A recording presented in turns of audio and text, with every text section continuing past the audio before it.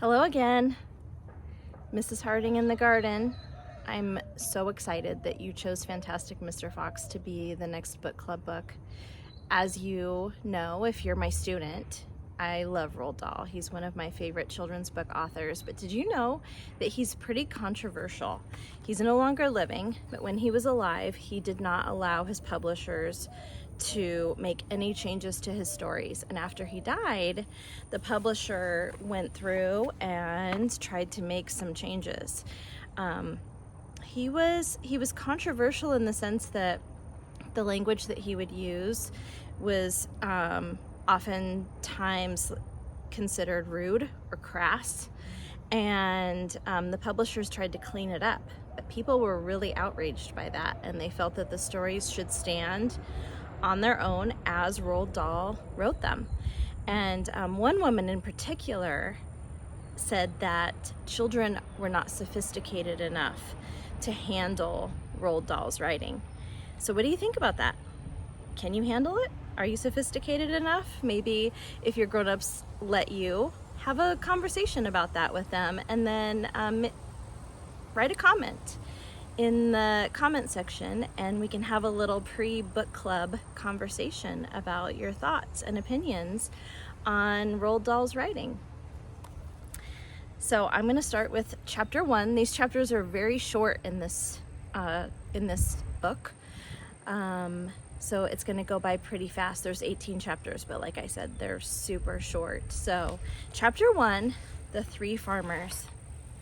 Down in the valley, there were 3 farms. The owners of these farms had done well. They were rich men. They were also nasty men. All 3 of them were about as nasty and mean as any men you could meet. Their names were Farmer Boggis, Farmer Bunce, and Farmer Bean. Boggis was a chicken farmer. He kept thousands of chickens. He was enormously fat. This was because he ate 3 boiled chickens smothered with dumplings every day for breakfast, lunch, and supper. Bunce was a duck and goose farmer. He kept thousands of ducks and geese. He was a kind of pot-bellied dwarf. He was so short, his chin would have been underwater in the shallow end of any swimming pool in the world. His food was donuts and goose livers.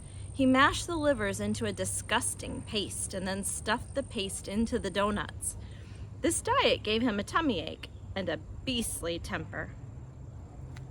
All right, so here we go. Boggis and Bunce. I'm wondering why on earth he would keep eating liver-filled donuts if it gave him a tummy ache, but let's see. Bean was a turkey and apple farmer. He kept thousands of turkeys in an orchard full of apple trees. He never ate any food at all. Instead, he drank gallons of strong cider, which he made from the apples in his orchard. He was as thin as a pencil and the cleverest of them all. Boggis and Bunce and Bean, one fat, one short, one lean. These horrible crooks, so different in looks, were none the less equally mean. That is what the children round about used to sing when they saw them. Here they are, and then the children down there.